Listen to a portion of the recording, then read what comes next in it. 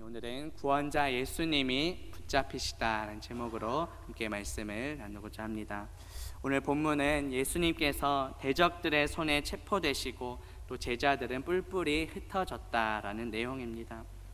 예수님께서는 이 땅에 오셔서 많은 사역들을 하셨는데 심지어 이 붙잡히시는 것까지도 예수님은 그 때와 장소까지 그 방법까지 다 예수님이 주관하셨습니다. 예수님께서 붙잡히신 이유는 무엇일까요? 그것은 구약 성경을 이루시기 위함입니다. 우리를 십자가에서 구원하시려는 그 하나님의 뜻을 이루시기 위해 붙잡혀 주신 것입니다. 그래서 오늘 말씀을 통해 모든 상황을 주관하시며 또 모든 말씀을 이루시는 그 예수님을 만나는 저와 성도님들 되시기를 주님의 이름으로 바라겠습니다.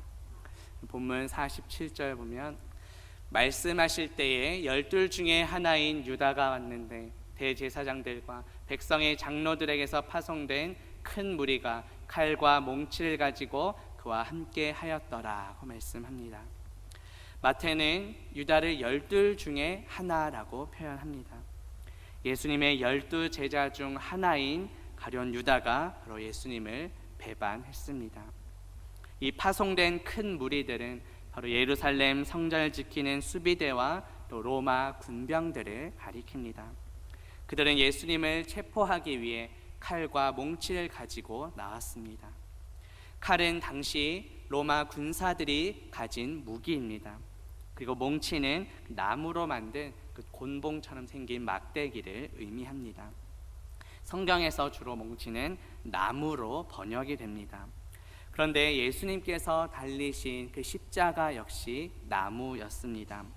신약성경 갈라디아서 3장 13절에 보면 그리스도께서 우리를 위하여 저주를 받은 바 되사 율법의 저주에서 우리를 속량하셨으니 기록된 바 나무에 달린 자마다 저주 아래에 있는 자라 하였습니다. 이렇게 말씀합니다.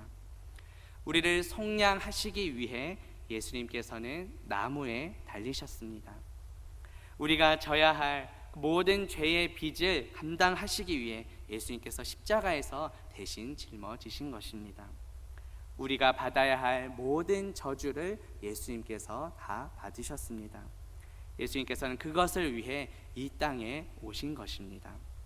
예수님께서는 자신이 붙잡히실 것도 이미 알고 계셨습니다. 그런데 유다는 같이 데려온 무리들에게 예수님이 누구인지 알리기 위해 암호를 짭니다.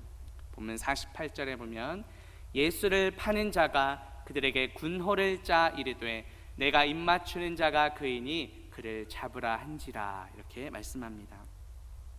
앞서 마태는 유다를 12 중에 하나라고 표현했습니다.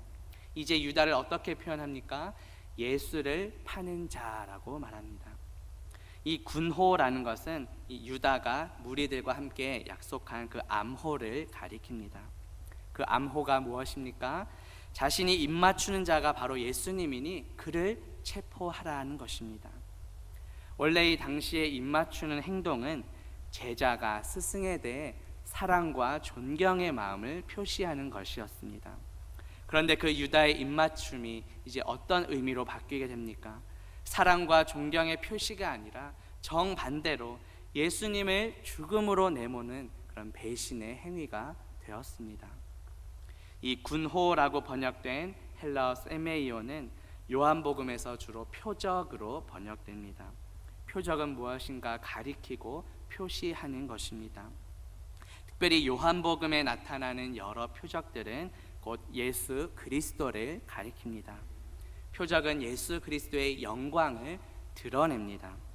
그런데 오늘 본문에 나온 똑같은 단어 이 군호는 예수 그리스도를 죽음으로 내모는 배신의 행동으로 바뀌었습니다. 똑같은 단어가 유다에게 있어서 예수를 팔아넘기는 배반의 행동이 된 것입니다. 오늘 본문에서만 이 군호라고 번역이 되었습니다. 우리의 말과 우리의 행동은 어떠한지 돌아봅시다. 정말 예수 그리스도를 가리키고 예수 그리스도의 영광을 드러내고 있는지요?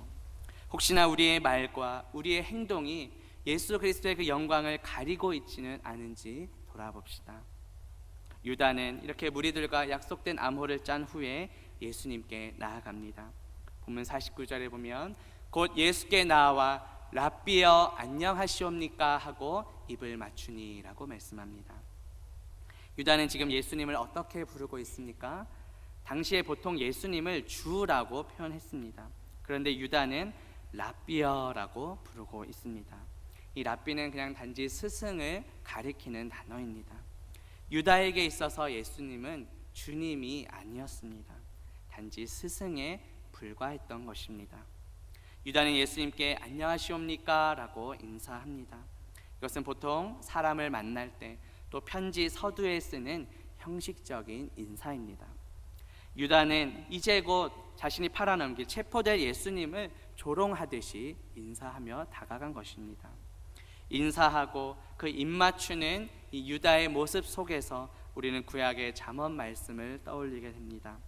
구약성경 잠언 27장 6절에 보면 친구의 아픈 책망은 충직으로 말미암는 것이나 원수의 잦은 입맞춤은 거짓에서 난 것이라고 말씀합니다.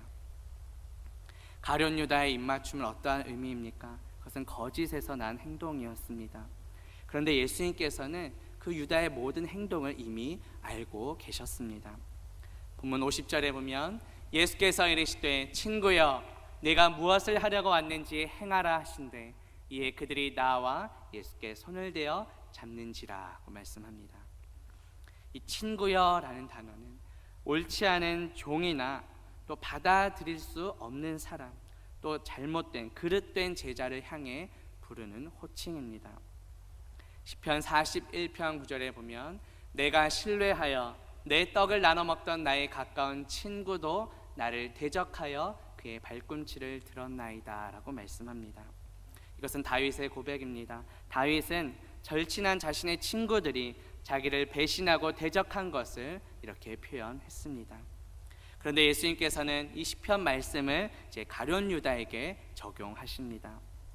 요한복음 13장 18절과 26절에 보면 내 떡을 먹는 자가 내게 발꿈치를 들었다 한 성경을 응하게 하려는 것이니라. 내가 떡 한 조각을 적셔다 주는 자가 그니라. 곧 한 조각을 적셔서 가룟 시몬의 아들 유다에게 주시니라고 말씀합니다. 예수님께서 그 응하게 하려고 하신 그 성경이 앞서 다윗이 고백한 시편 41편 9절 말씀입니다. 예수님께서는 이미 유다가 무엇을 하러 왔는지를 알고 계셨습니다. 유다와 같이 온 무리들이 예수님을 붙잡자 어떠한 일이 벌어집니까? 본문 51절에 보면 예수와 함께 있던 자 중에 하나가 손을 펴 칼을 빼어 대제사장의 종을 쳐 그 귀를 떨어뜨리니 라고 말씀합니다.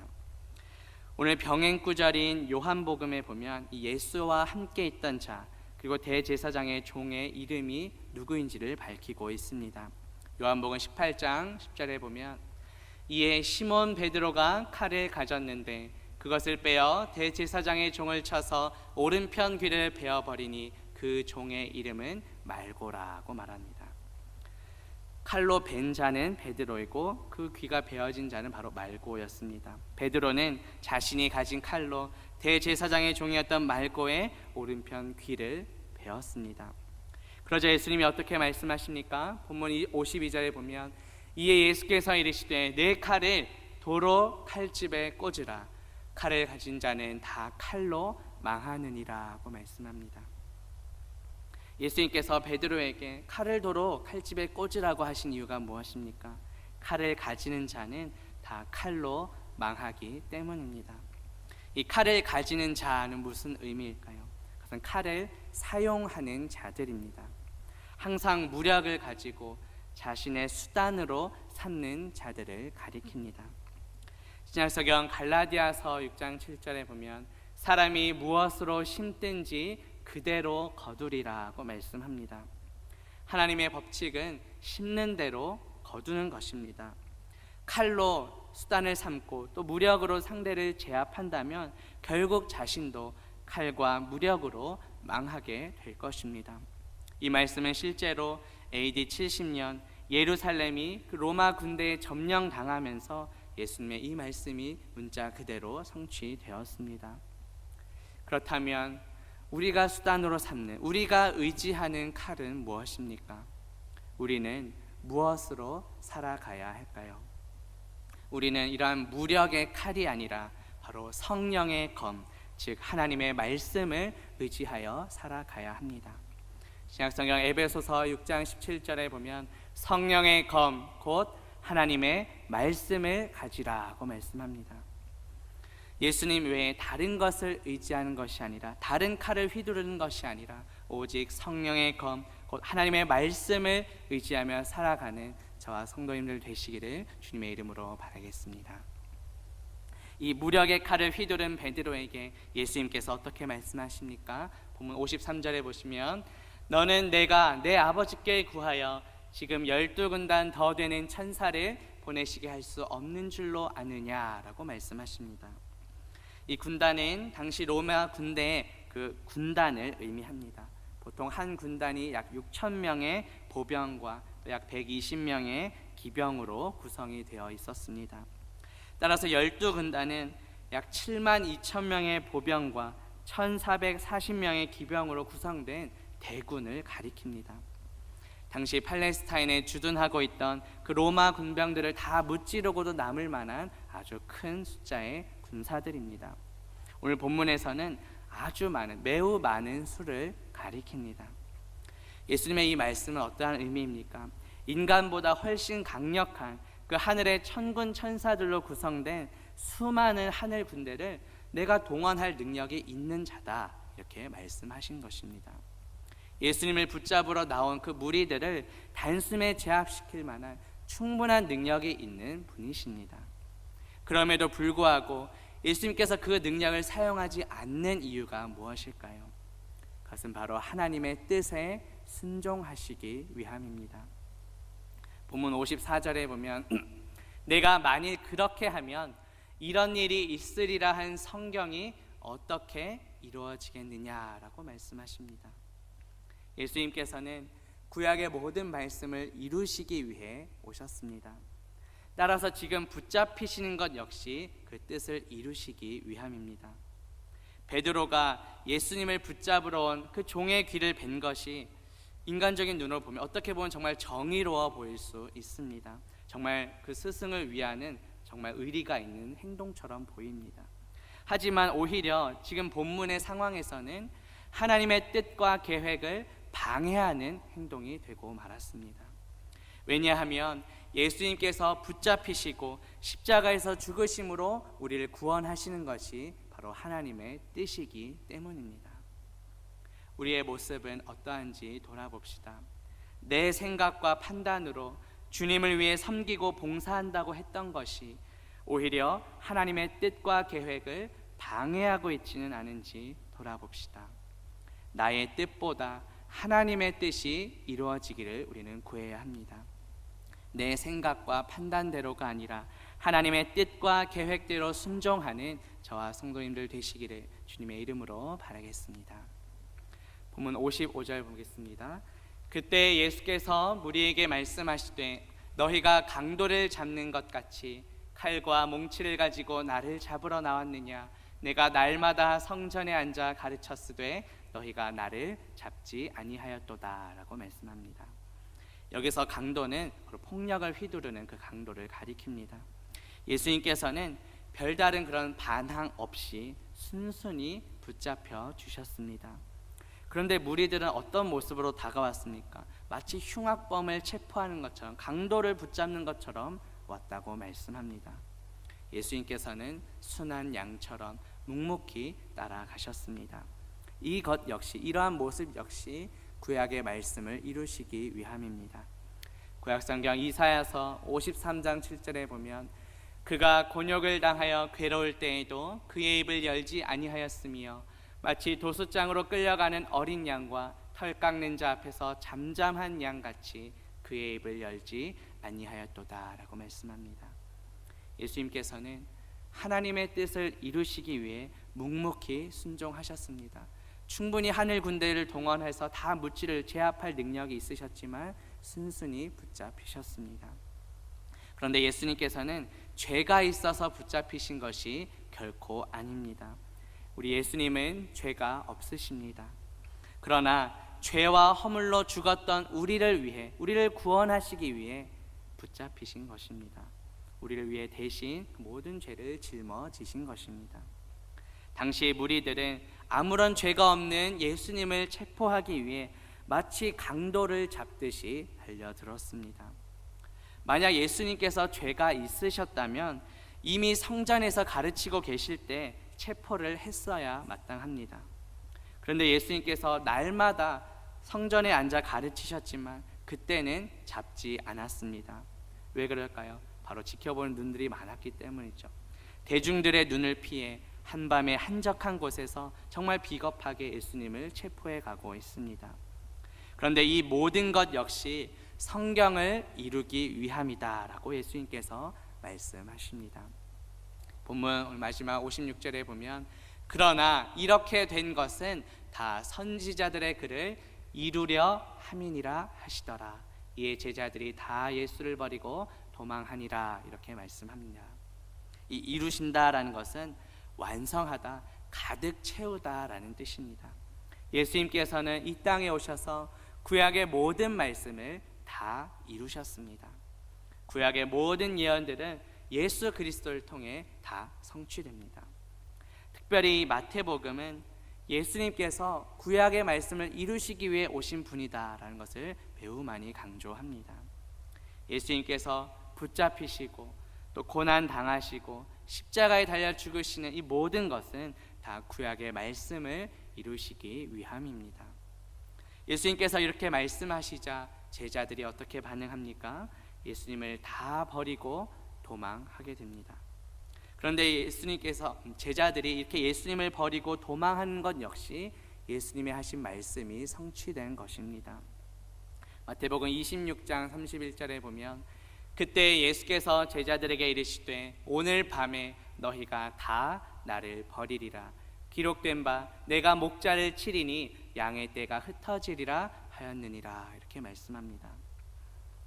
예수님께서는 이 말씀을 하셨고 실제로 이 말씀을 하신 직후에 베드로는 다른 사람은 다 주를 버릴지라도 자신은 결코 버리지 않겠다며 아주 자신만만해 했습니다. 그러나 그 베드로 역시 예수님을 3번 부인하고 말았습니다. 예수님께서 인용하신 이 기록된 바라는 것이 어느 성경일까요? 스가랴서 13장 7절입니다. 만군의 여호와가 말하노라 가라 깨어서 내 목자 내 짝든 자를 치라. 목자를 치면 양이 흩어지려니와 작은 자들 위에는 내가 내 손을 들이우리라고 말씀합니다. 이 스가랴 말씀을 인용하여 예수님께서는 제자들이 자기를 다 버리고 도망하게 될 것이라고 말씀하셨습니다. 그리고 실제로 제자들은 이 말씀대로 예수님을 다 버리고 도망하게 됩니다. 오늘 본문을 통해 예수님께서는 구약의 말씀을 이루시고 또 예수님께서 실제로 하신 그 말씀도 이루어지는 것을 보게 됩니다. 예수님은 충분히 모든 상황을 뒤집으실 수 있는 능력이 있는 분이십니다. 그러나 하나님의 뜻을 이루시기 위해 구약의 모든 말씀을 이루시기 위해 묵묵히 순종하셨습니다. 신약성경 히브리서 5장 8절과 9절에 보면 그가 아들이시면서도 받으신 고난으로 순종함을 배워서 온전하게 되셨은즉 자기에게 순종하는 모든 자에게 영원한 구원의 근원이 되시고 라고 말씀합니다. 예수님께서 고난 받으신 것은 하나님께 순종하신 것입니다. 그것을 통해 우리를 구원해 주셨습니다. 우리 역시 예수님의 제자로 부름 받았습니다. 본문에 나온 제자들은 다 예수님을 버리고 도망했습니다. 그렇다면 오늘날 예수님의 제자로 부름받은 우리는 어떻게 반응해야 하겠습니까? 예수님을 다 버리고 도망하는 것이 아니라 이 땅에서 예수님의 작은 제자가 되어 예수님의 말씀을 이루며 살아가야 합니다. 오늘 본문에 나온 그 예수를 판 유다가 바로 우리였습니다. 예수님을 잡으러 온 무리들이 바로 우리였습니다. 예수님을 버리고 도망했던 제자들이 바로 우리였습니다. 그런데 예수님께서는 그런 우리를 구원하시기 위해 이 땅에 오셨습니다. 우리의 어떤 자격이나 조건이 아니라 전적인 하나님의 은혜로 우리를 구원해 주셨습니다. 예수님께서는 우리를 구원하시기 위해 스스로 붙잡혀 주신 것입니다. 이제 우리는 예수님을 배반하기 위해 붙잡는 것이 아니라 예수님을 따라가며 예수님을 닮기 위해 예수님을 붙잡아야 할 것입니다. 우리는 무엇에 붙잡혀 살아가고 있습니까? 우리는 오직 진리의 말씀 되시는 예수 그리스도께 사로잡힌 삶을 살아가야 합니다. 나의 만족과 유익을 위해 예수님을 이용하는 것이 아니라 예수님을 따르기 위해 내가 가진 욕심도 내려놓아야 합니다. 우리 주변에 아직까지 자신의 뜻과 계획만을 최우선으로 생각하며 살아가는 이웃들이 많이 있습니다. 예수님께서는 자신의 뜻이 아닌 하나님 아버지의 뜻에 순종하셨습니다. 예수님의 제자로 부름받은 우리 역시 나의 뜻이 아니라 예수 그리스도의 말씀에 순종해야 합니다. 믿지 않은 가족들과 이웃에게도 예수님을 전하여 그들도 오직 예수님께만 사로잡힌 삶을 살도록 하는 저와 성도님들 되시기를 주님의 이름으로 바라겠습니다. 기도합니다. 하나님 아버지, 오늘 말씀을 통해 우리를 구원하시고자 붙잡히신 예수님을 살펴보게 하시니 감사합니다.